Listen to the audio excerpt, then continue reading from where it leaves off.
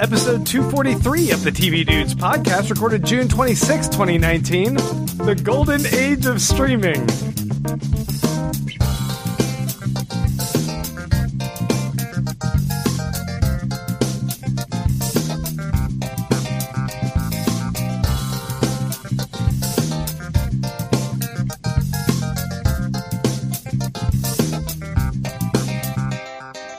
You could barely get it out without laughing. It's true. I'm very excited. Les came up with the title for this week's episode. It's a really good title. Because we're talking about streaming. Yes. Golden streaming. Specifically, we're talking about there may be too much streaming and whether these companies are engaging in a lot of hubris for like launching all these separate networks. Are they self-sabotaging? Are they self-sabotaging? Yeah. I don't know if NBC's plan is hubris. That's outright gaming the market. Yeah, it's crazy. And we're going to talk about, I mean, this was sort of spurred by realizing that Swamp Thing basically was a clusterfuck of streaming failure, and that there's all these rumors about the DC streaming is not making any money, that Warner Bros. Is launching its own streaming network, and why are they going to have two streaming networks? There's already a CW app plus CW Seed. Yeah. Whatever the hell that is. I haven't heard of CWC. It's free. It's a bunch of extra stuff, and I don't know why it's not just on one app. And it's a bunch of old shows Yeah. that weren't necessarily on the CW. Yeah, some of it is just like, whose line is it? Is on Like there. Forever, which I think was an NBC or an ABC show or something. And it's on there now. Yeah. So, yeah, folks, we aren't talking about any particular TV shows this week. We are being a little bit more topical, and we're talking about the state of streaming right now because it is a crazy competitive market. And, before we get into that, we are the TV Dudes. I'm Grant. I'm Randy. I'm Les. And we want to thank you guys for checking us out. Once again, you guys can follow us on all of our social media places. Just look for the TV Dudes. You'll be able to find us on Facebook, on Twitter, on Facebook as well, and also on Twitter. And we're also on Facebook, Twitter, Instagram, Snapchat, I guess. No, Facebook and Twitter. Facebook, Twitter, Instagram, Snapchat. No, stop going to that one. Twitch. People are like, are we on a fucking loop? We have a Twitch stream. You can friend us on Marco Polo. Yeah, friend us on Marco Polo. Send us videos. I think our MySpace and LiveJournal are finally up. Yeah. LJ's probably still up. We have a tripod site. We have GeoCities. we have a Tumblr, but it's strictly porn. It's Not Only anymore. porn. There's no porn on Tumblr. ours is. Ours is just ours. It's ours is G-rated porn. It's just ours. Folks, also we want to invite you guys, if this has not turned you off, and in fact has turned you on in some way, to help support us financially over at patreon.com/tvdudes. So you can make a per episode pledge. We generally just say, if you like our show and you want to give us $1 an episode, that would be awesome. In a way, it would be buying us a beer a month, one beer that all four of us like take sips of and share. It's very hygienic. It's a lot of backwash. Yeah. I always get sick after that beer. Yeah. It's weird. Anyway, thank you guys for The your bonding, support. Grant, it's worth it. It is worth it for the bonding. I don't know. The podcast that pukes together something. Everyone's like, I'm not going to give $1 for that. That's gross. We're not literally buying. Sometimes we're literally buying a shared beer. But This whole thing has gone right off the rails. Yes, it has. streaming. I think we were talking about streaming television. Randy, Yes. make me shut up. You talk. All right. So at current count, I don't know how many streaming shows networks there are, but there are, like, I'm going to rattle off what I know. Amazon Prime, Hulu, Netflix, CBS All Access, HBO Now, Stars, Sci-Fi, Max Go, Fox Now, TBS, AMC, YouTube, Red. Or now I think it's just YouTube back to Premium, YouTube. Back to Yeah. YouTube, yeah. CW, CW Seed. apparently. Now, see, some of these are paid, some of these are free. Most of them require some level of cable login, and it's some blend of content. Like Freeform has some stuff unlocked and some stuff locked. AMC does too. You can see the first episode of various things, but then nothing I believe more. all of Nosferatu on AMC is free, is unlocked. Yeah, this is probably just please watch this show. Is PlayStation still a thing? No, PlayStation Network died, right? But PlayStation View is a thing you can pay and get a selected TV now. Like you can watch news through PlayStation Right, Roku View. has its own friggin' movie channel Yeah, now. it is crazy. Adult Swim, Hulu, Star, Showtime. Like, there's so many. Like CBS Anything you All can Access. think of has a streaming app, and some of them have split into three, like the little guy in Galaga that screws you. And they're making more. Disney Play is going to be out soon, and then Apple, right? Yeah, so Disney Plus Plus. is coming up in November. And actually, I Disney think Play. Plus? it's Disney Plus. Oh. Yeah. And then Apple Plus also coming out. Then we've got a WB app, but And then we there's still have a CW app. And then but we also NBC have a DCU app. NBC Universal is launching some kind of app that they are deliberately sabotaging so it's not as good as having a cable login version.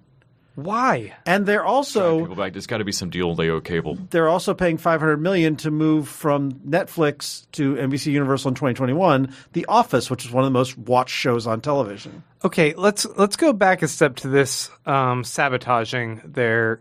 So you're saying that what they present as their regular TV show on air, they're giving a truncated or lesser version on streaming? So this is an article from CNBC in May of this year. And basically the highlights are NBC is purposely making its cord-cutting version of its streaming service worse than the free version that comes with a pay TV subscription. It'd be a $10 per month price, and that product will not include live streaming programming or same-season shows. Okay, the but live streaming I get, but But So it's Same just an season archive of old shows? stuff. yeah. So it's basically like you're getting what you can get already on Hulu by paying for this new NBC app. and less than like Hulu Yeah. is still putting Yeah. out. And Why all would they this, do that? It all makes me. Well, they want to drive people back to They want to cable. drive people back to cable, which you can't do. You can drive people to piracy. Yeah, it's But nobody's that's not going to make people like, oh, well, let's go back to. I want a set-top box. Let's do it. you I mean- can't recork that bottle. No. Genie's out. We've our good friend Greg, who is an original TV dude, would talk at length about cable and how all these streaming services were going to get more expensive than a cable bill. Say, I know we had a discussion on this show a year or two ago because an article was out about how a la carte television was going to get absolutely unwieldy. And that is getting true. But here's the thing. I don't then think, oh, well, I should go back to cable. No, I Because still cable don't wasn't care. great. Cable was terrible. Yeah, cable was awful. Cable was like out of 300 channels, it was the 60 I wanted least every time somehow. Yeah. Yeah, we absolutely could predict that this was going to be the problem if there wasn't some unifying app that was able to be able to bring everyone together. Hulu looked like it had the ability to do it for a minute. Well, and now Disney owns a jillion% of it, Yeah. but isn't going to use it. Yeah. Doesn't Well, seem. or is here's the thing that worries me. The Well, thing that 3 ABC apps and they'll still be Hulu. The thing that I fear is that these corporations are basically going to use all these apps to war with each other, and all the consumers get caught in the middle. So Disney owns a bunch of almost Hulu, certain. and they'll fuck with Fox's content. Well, no, they don't know Fox's content. They'll fuck with NBC's. I'm just waiting for you to name something Disney doesn't own. I was trying to think. They don't have NBC. I couldn't think yet, of right? something offhand. They don't have NBC Universal Yet. So I'm waiting for NBC Universal to pull The Office, to pull The Good Place, to pull Cheers, to pull everything off that's good, move it to their own place, and then Hulu has only Disney content, which you can still get on Disney Plus. And what's the result of that? Or there's all these things where these companies, they don't care if you can watch their shows. They just want you to buy their networks. But Randy, now I'm just thinking about a Universal Studios Disney World combination. You know we're going to see this merger in our lifetimes. Yeah, probably so. Look, as long as I get the Fantastic Four in the MCU, I'm okay with the deal I've made with the devil. Yeah. Yeah. Well, I mean, the thing is, we're all going to be signing. We're all going to be going to the DMV sponsored by Disney. That's just going to be our We life. don't have time for a Starbucks, Randy. If I can get a wristband like they have at Disney World so I don't have to wait in that line at the DMV, sold. No, there's going to be lines. If you've not been to Disneyland, there's going to be lines, but there'll be cool things to distract you throughout the line at the DMV. There'll be art from A Bug's Life all the way through. Okay. So, yeah. Also sold. Yeah. DMV's Also, just going to have It's a Small World on loop. yes. Oh, God. Oh, that is the worst version of hell I've ever heard. That's so mean. Oh, man. But that's the thing that worries me is not the giving me a bunch of. I can choose. I can be like, you know what? I don't want to have Amazon Prime right now. I only want to buy Netflix. That's fine. But if you're saying, well, you know how you like watching reruns of The Office? Well, the only way to do that is buy this $10 a month channel. Oh, and you know how occasionally you like to watch Cheers because it's a comfort food show? Well, that's on a different network that's $10 a month. And then all of a sudden you're paying for every show individually. Yeah, you're going to put people back to buying media. Yeah. For the longest time, television has been run by, it was the big three, and then they squeezed in the big four. Yep. And now they have a redheaded stepchild they rarely acknowledge called the CW. But Fox, NBC, ABC, and CBS have been the tentpoles of television. Yeah. But now we've had a bit of a game changer with the introduction of outside competitors being Netflix and Amazon, and I guess to a much lesser extent, YouTube. And now we have another looming competitor in Apple. And Apple's got the money to also pour into this because I think they all are seeing the bigger picture of the end game of this. You know what's crazy about Apple, though? What? You don't pay for it. It's a free network as long as you have an Apple device. We'll see. That's diabolical. That is. That's diabolical. It's like, we don't need your monthly money. We just need you to buy our products. We need you to be a part of our brand. We need you to be brand loyal. Anyway, it makes me think that like there needs to be a degree of consolidation among all those other the big four are kind of outdated, right? Yeah.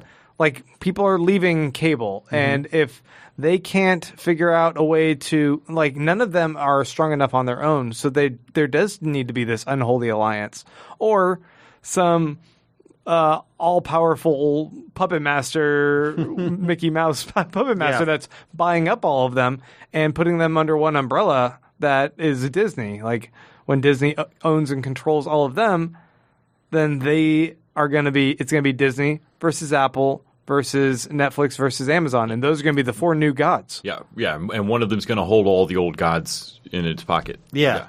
But the really and yet Netflix, I'm not going to get rid of. No. Yeah. Well, the really frightening thing is I've had Netflix since '99, for fuck's sake. the what that does creativity, what that does for if you have like 4 or 6 gatekeepers. The really nice thing about Golden Age of television is that weird projects can get greenlit. Like weird shit is getting on TV because so many people need so much content. If there are 4 gatekeepers, that's going to strangle really original stuff. I'm not as afraid of that. I still think that, I mean, people are going to be creative regardless, and they'll find an outlet for their creativity. Right. I don't think everyone's going to follow rote patterns. I mean, you might say that there's less creativity in the MCU because it's just borrowing off of stuff that exists, but I don't necessarily see that. I think they're doing brilliant things with creativity. Grant, I think you know very well I would not say that. I am an advocate for some of the most brilliant creativity comes from degrees of constraint and and boundaries and parameters that people push past, I think. So unbridled is sometimes a little bit too Wild West for me, at least as a consumer. I think if Apple makes the mistake of or any of them make the mistake of just handing a gajillion dollars to some auteur and saying you have no limitations and telling you to stop, that has never once turned out great. They're going to get Jupiter Ascending. Yeah, like they're going to get. I at least like that, but I still feel like somebody reigned that in. But we've seen that account time and time again where like someone gets their dream project and makes like a 4.5-hour self-indulgent piece of shit. Too old to die young. Or a 10-hour neon slow motion. So the other thing I'm worried about is what we're going to see with something like what happened with Swamp Thing, where whether it was a tax incentive fuck up or something, this promising thing just got strangled in the crib. And you look at these networks and you're like, well, this is ambitious. The DC Universe, okay, we're going to do a show for Titans. We're going to do a show for Swamp Thing. We're going to do a show for Doom Patrol. Like, I never thought any of this stuff would be on television. But then it comes out, and it's not big enough for the corporation, and so it all gets strangled. But what kills me is, at least in the case of the DCU app, like they put those shows out, but they were constantly splitting their love. I mean, why did the DCU app not roll in the CW app? Or at least all of their superhero shows. Yeah. Even if they were also on CW's app, how did they not work a deal to get them over there so that all of my superhero DC content was in one spot? And that's the thing. Why is there a WB I think app? what's happening is that nobody knew, even right now, nobody knew nobody knew the market was going to look like this. And so we're seeing licensing deals that aren't going to expire for several years. and people are making deals to get by.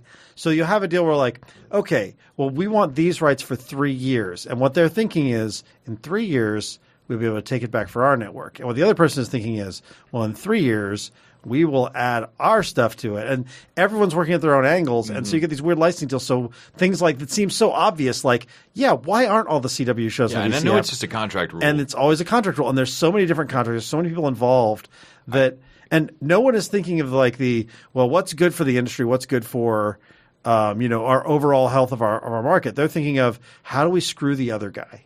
Yeah.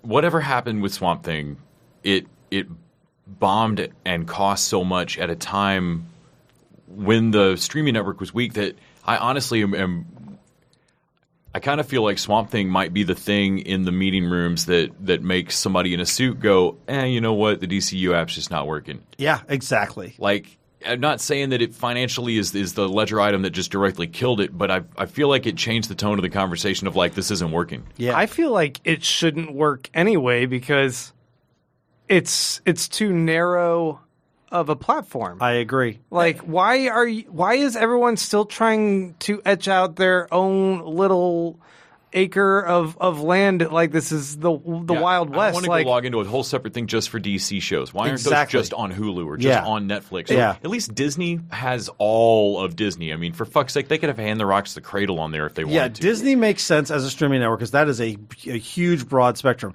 But that's a really good point, Grant. DC is a category. Yeah. That's what they are. Yeah, narrow casting is not the way to go forward. Shudder's about the narrowest working thing that I've seen. Yeah. I get that. Or Crunchyroll for anime. Yeah. There are niches that need serving. Now, how did Filmstruck fall? I don't know how that worked because people loved Filmstruck. Man, I loved Filmstruck. That's great. And I hear Criterion is supposedly, I don't know if they've got a channel out, but like, I watched a ton of shit on Filmstruck, mostly because we found out it was going to be dying. Yeah. And I found out somebody I knew how to log in. I mean, genre niche. Oh, so you wait a second. That's why it failed. Well, and that's the other thing.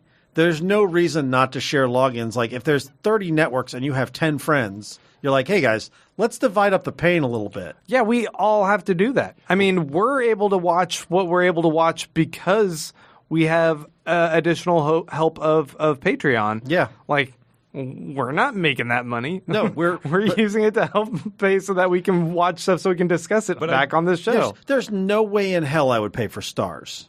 No. Well, and so I imagine what most people do is what I've done on occasion when I want one that we aren't covering for the show is buy it for 1 month and turn it the fuck off immediately. Yeah. Or bootleg it. Or find a free trial of it or something. But Piracy. Streaming was meant to make everything easier for us. It was meant to be, and it is. Like, I can't remember the last time I put a Blu-ray into my player because it's all available on demand. It's all there. And the thing is, it's also such a fire hose of content that if I start looking at my budget and if I'm not really doing a podcast, which I don't think there's enough of a podcasting market for that to be what they're marketing to. But if I'm not doing a podcast and I'm not trying to watch specific shows, maybe I'm just like, I'm going to have Netflix for 6 months and watch everything on Netflix. And you couldn't watch everything in Netflix in 6 months. People are like, and now I'm bored of it. I'm going to turn off Netflix and I'm going to buy Hulu for 6 months. Most people don't need multiple streaming networks. I had already gotten, well, when I first cut cable, I got myself weaned down to at least waiting a few days after until Netflix. You just get more and more patient with it because of budget reasons. Mm-hmm. But even a few years ago, I had a coworker that was complaining to another coworker about their couple $100 a month cable bills. Yeah. And I mean, granted, they watched sports, and so at the time that was an absolute. There was no Sling type thing. Like, there was no way for them to watch sports without cable. Right. I still don't know. I don't care about that, so I still don't know if that's possible. But that was their reason for being able to stay at cable or having to stay with cable, and they were both paying over $250 a month for their respective cable packages. Yeah. And I was like, I was like, okay, I have Hulu, Netflix, Amazon Prime, which also gets all my Christmas presents shipped to me, and internet itself. Mm-hmm. And I think I was topping out at just under $100 a month. Yeah. And I was splitting that with, I mean, like there's two of us in my household, so it's not like that's just a loan for me. It still worked out better. And if I had to drop back to that now, while there is this crazy expensive a la carte, you could stack up $1 million in separate streaming channels and shit. I don't need them all. No. Most of them are niche bullshit that I can live without. It would be as easy, or if not easier, to scale back my patience again and be like, oh, fuck it. I guess we have whatever's on Hulu. Or like Randy said, this is the month where we watch Netflix, honey. And here's the thing, and I think this brings us to the water cooler discussion. We've talked before about streaming changes the water cooler discussion. Like it used to be everybody was watching, the finale of whatever big network show. It's the only thing that happened that night. That doesn't happen anymore. But what happens instead is all your friends are talking about Good Omens. And so if you don't have Amazon Prime, maybe you get it for that week. Yep. And that's what these streaming networks should be looking for is what's the water cooler show. And that's what they're hoping for, the next Game of Thrones that makes you steal an HBO password. Yeah. What can make us hashtag trend for a couple hours? Right. And the thing is, like, I look at something like Too Old to Die Young, and what is the benefit of that show? That was not going to be a water cooler show in any way. That's not going to get people talking. What is the payoff for that show? Just being in business with a couple good creative people? Prestige award. Yeah, that guy. Oh, okay. Yeah, that guy has his fans. That makes sense. And changing their and Amazon has a deal with them. They made a movie. They released his most recent movie. Okay, so that's probably like the deal. But it's like that's got to be the goal of executives and development people going forward is give me something that will get people talking. Give me something that will buy us a week where we are what's being discussed on social media. So that your whole office is going, where does that air? Stars? Yeah. How the fuck do you watch that? It's on an app. You look for it on your Amazon And the Fire thing Stick. is, it doesn't matter how good American Gods is. I don't think most people are getting stars for it. No, but I will when that new what's that fantasy novel called by Patrick Rothfuss? Oh, Name of the Wind? Yeah. The Kingkiller Chronicles. Is that on AM? Is that on? That's Amazon. being developed for. Oh wait, that's being developed for Showtime. I believe Amazon is developing a Dark Tower series, which I think that's right. They're doing Lord of the Rings. And they're doing Lord of the Rings. Yeah. Like everyone is realizing there is now a vacuum. Yeah. Because Game of Thrones is gone. And people desperately want another water cooler show. Yeah. And no one can figure out what it's going to be. You know what's interesting is Amazon has a model that no one can duplicate, but is one of the best models because basically you get all their streaming content by paying for a different service. Yes. Apple, I guess you're saying, is going to do similar? Something similar. You get free TV. By paying all you have to do is pay $1,000 for your iPhone. Yeah, exactly. Which is, that's why I think the Apple Plus may do well because it's going to do the same thing as Amazon Prime. And Amazon Prime isn't on Netflix's level for streaming, but they're up there because they've got that built-in audience. Like, I don't watch a ton of it. If I had to give up a streaming network, I'd give up Amazon Prime in a heartbeat. There's very little on there that I'm attached to. Yeah. But I'll never drop my Amazon Prime subscription because I order enough Amazon stuff and I use the Prime for that. My dog food arrives that way. Exactly. If it wasn't for... I love to eat my dog food. If it wasn't for, like, Fleabag popping up via Amazon, I'm like, what is the use of this? Yeah. But Fleabag was so fucking brilliant. God. I would buy a year of Amazon Prime for Fleabag. Yeah, but, like, Netflix is Netflix. Like, they don't have another add-on thing. And they also were the first in this space. Yeah. And I think as a result... they have a long rope before they have to worry about changing things. I think they're probably nervous because they have, they lost a bunch of movie licenses, they lost a bunch of TV licenses. They're about to lose The Office, which I shit you guys not. Every party I ever go to has people just loop watching The Office. I go to other people's houses. That's all they're watching. On their metrics, Friends in The Office was what keeps Netflix in business. When they almost lost Friends and the whole world flipped out. Yeah, and they paid an obnoxious amount of money to keep it. There's a generation younger than us that loves Friends to a degree I did not think would happen. I've tried to rewatch that show and I can't get back into Friends. It's not good. Yeah, but when they lose The Office, as long as they still have Parks and Rec, maybe they'll be okay. I don't know. I think all that's going to go at the same time. And then they've got to hope that Netflix, that Stranger Things wasn't a flash in the pan, that people still want to rewatch it, that people want to watch Orange is the New Black. And the thing is, as much as I like a lot of Netflix's content, I'm not sure how much of it is rewatchable. Right, because they're losing their Disney stuff, and they're losing their Warner Brothers / NBC, whatever, all those shows. That's gonna be rough for them. Yeah, I am still fascinated by all these different projects they have that they're releasing, but I'm trying to what is that huge draw to Netflix. I think there's just something warm and comforting about having Netflix there. Like, I have kids. They love watching all the kids' shows off of Netflix. Yeah. So it works great for me. There's a huge learning curve with comfort level with streaming television speaks to millions and millions of people across a lot of generations, right? Yeah. And so, like, no matter how comfortable we are with all these different apps and the generations below us being more, my dad gets Netflix. Like he understands that he can pick through and watch movies on Netflix. I still I'm not sure that he's clear on what's free and what's not on Amazon Prime and on any of them where he's not. He's not going to click through and even read about a movie that he then finds out I've got to pay for. He knows Netflix is covered. He understands Netflix, and I think they've actually got a lot of loyalty baked in just on the user interface, the user comfort level. That's true, and there. That brings up another point, which is plus it yells the movies at you. The other point is that content aggregators is a thing where I think there's a hole in the market.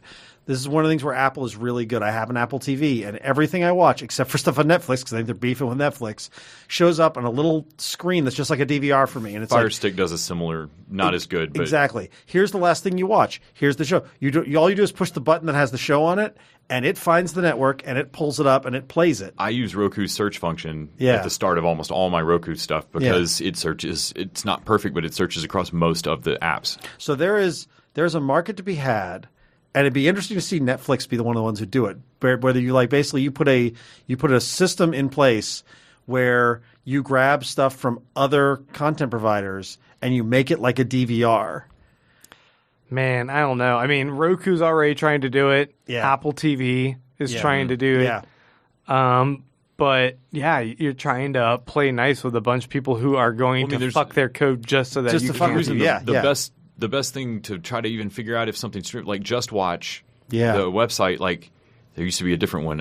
Can I stream it? Yeah. And they always feel shady as fuck. Like, They always feel like you guys barely. I don't even know where y'all got the list of shows for this. Like you had to have scrubbed something off of a site you weren't allowed on. Well, the funny thing is though, there's only so much fucking around. None of them want this. None of them want other people to be able to show you a better interface. They like they like having control of their own interface. Mm-hmm.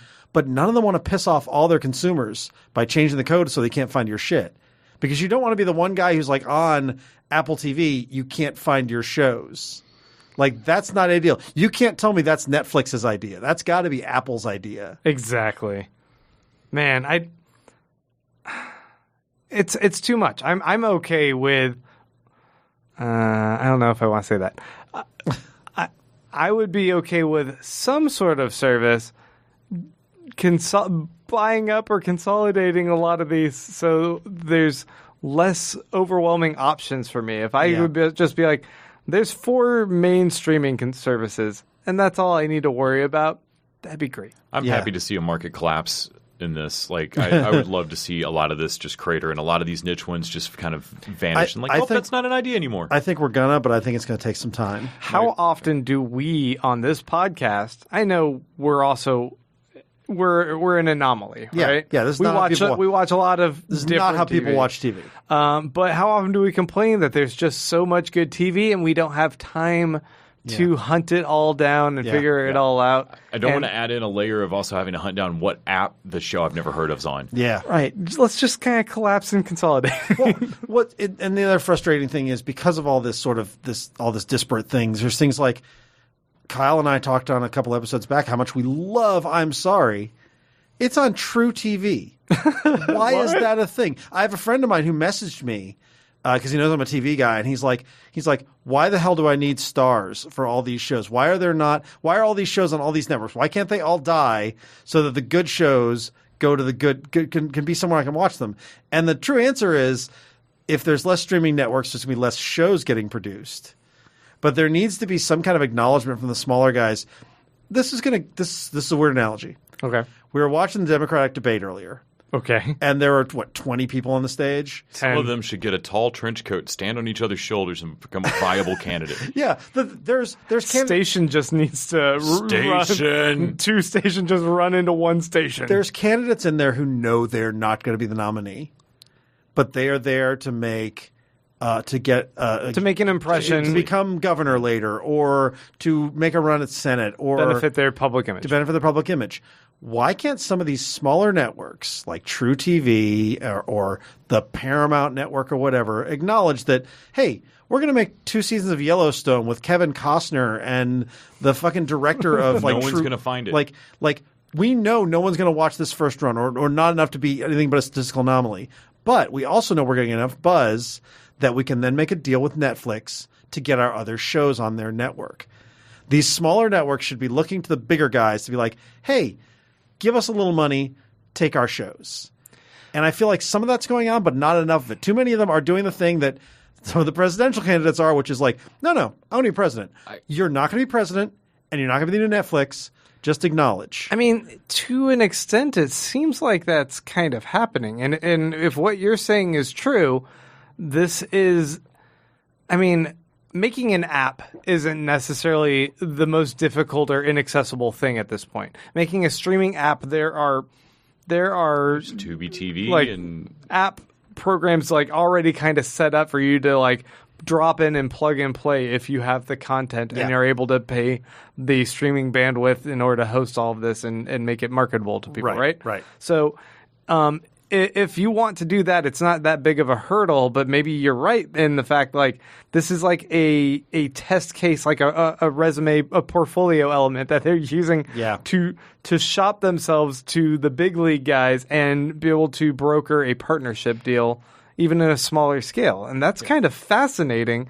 And we are the victims. Yeah, we're the victims. Yeah, for sure. So I'm afraid we're going to watch this market collapse happen because of bad actors like NBC making a shit app in order to purposely throw a wrench into something. The big guys have no interest in helping out the small guys. But what I'd love to see is, and it may not be Netflix, like somebody is going to like the idea and move forward with channels within their behemoth streaming service. Mm-hmm. So what if I could go on Netflix and there was a Crunchyroll channel? Yeah. And that's where Crunchyroll was. Yeah.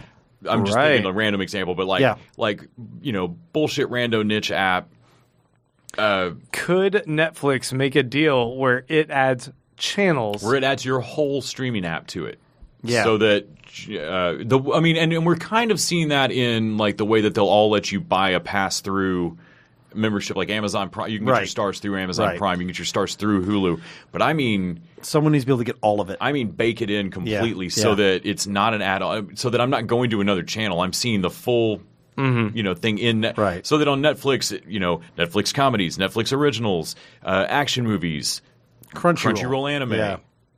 That's kind of fascinating. It's so similar to what's going on with the beer industry, and that like there's this microbrewery explosion. All these craft beers in all the cities around the U.S. are just popping up and doing gangbusters business. But when they start hitting about middle tier, the big three, which you can call them InBev Fox and AB InBev and Coors Miller. When they see the middle tier people, they're buying them up and they're all snatching these middle tier ones because that's more space for them on the grocery shelf, even with these craft beer ones that they own and a lot of the main consumers don't know the difference. They just know, oh, that's a good craft beer, and now it's right there at my middle eye view. The store is made by the same people that make the not craft beer section. Now those people have all the space. Yeah. Well, and it's interesting because that also speaks to the notion of Les's example. Makes me think it's like having a Crunchyroll logo within Netflix. So if you've got a brand within a bigger brand, and you're a small company, that's great because you are getting part of that bigger branding. That's how small business works. That's how, my tiny business gets all the benefits of Wizards of the Coast and Hasbro marketing because we sell Dungeons & Dragons. And they were kind of doing it. Like, this isn't foreign for Netflix because they were doing this with Marvel. They had a few Marvel shows. Yeah. And then Marvel joined Disney and they had to let go. Because there's the strength of that. Like, your niche market can't survive alone as its own streaming app, but the big streaming app that can survive does not have the market experience to pick good shows from your weird tiny area. But say Crunchyroll, say Shudder, say whatever smaller app, they know the horror market or they know the anime market, and they can pick out the good things that really will hit in a way that then Netflix maybe doesn't have to try to figure out what's the good mumblecore movies. Oh, man. That's just go find the stupid Mumblecore app that's clearly going to fucking fail and hire them to brand you a channel of it. That's kind of fascinating. Like how I mean, I would imagine Crunchyroll already. Yeah, I feel like that's probably a bad example. I feel like they're strong enough. Yeah, bonkers contracts with all these people. That's how they're able to have the availability of what they have. They've become like So Netflix would be basically saying, we're taking your contracts because we now own you. Yeah. I don't know, like, if that, like, nulls out so many of those. I'm just wondering if, like, a space is opening up, not so much for, like, a new streaming app or a new type, but for a new behind-the-scenes industry position of companies becoming not production houses, but curators, content curators. Yeah. Company as content curators are a really interesting business model. To bring to a larger distribution company. Yeah. You're right. The Mumblecore is a really good example. Like, no one's going to buy a Mumblecore app. But if somebody was able to create the Duplass network or whatever and shop it to Netflix and be like, hey, guys, give us some money. We will curate this channel for you, and you will get X number of subscribers who love this kind of stuff, and they will watch your content. Yeah. I mean, it would basically be like if Netflix had a sci-fi channel. Yeah. Yeah. Or Netflix had a horror channel or whatever. Sub-channels within. It's an interesting idea. I don't know if that's where it's going at all. I feel like the industry's got a way to crack and change that I'm not seeing, that is more interesting and different than just, a lot of these are going to collapse because this is a market. I mean, this is a market with a bubble that's going to pop. Oh, for sure.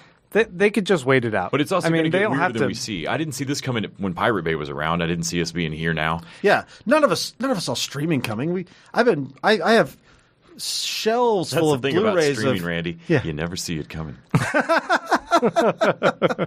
So as we enter the silver age of streaming, it'll be fascinating to talk to her about that. It'll be interesting to see how much mercury we've drank. How much mercury's in the stream? Yeah. Yeah, but it'll be interesting to see how this all plays out, because when we started this podcast, streaming was a brand new weird thing that we weren't even really sure if it was going to be successful. Yeah. Greg was very skeptical because how can you ever get rid of sports? They can't handle the bandwidth for live programming. They figured it out. Yeah, they did. Technology, of course, was going to figure it out. I'll be real. I mean, at the time that streaming first came out, I don't think I'd ever had even broadband internet consistent enough to genuinely believe the marketing hype that I'd be able to watch TV over it. Yeah, same. And now it's a foregone conclusion. It's not even like considered. Of course, I can just pull that up on my phone and watch an entire TV series. Right. Yeah, no big problem. Yeah, So I don't know. I think the next just couple years might see some shitty battles between these people, and it'll be crappy for a little bit for us, but hopefully it settles and consolidates. The Netflix channel on Disney Plus is going to be good, though. Little Netflix logo. Folks, we want to thank you guys for checking out another episode of the TV Dudes. You guys know where else you can find us. You know how you can support us on Patreon. We appreciate all of your support, and we'll be back next week. Until then, TV Dudes out!